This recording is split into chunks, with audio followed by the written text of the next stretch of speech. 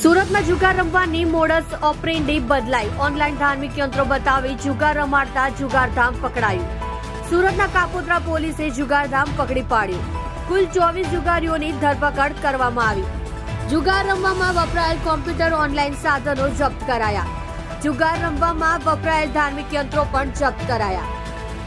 તમે જોઈ રહ્યા છો કેપી ન્યૂઝ ચેનલ રાહિલ શેખની સાથે.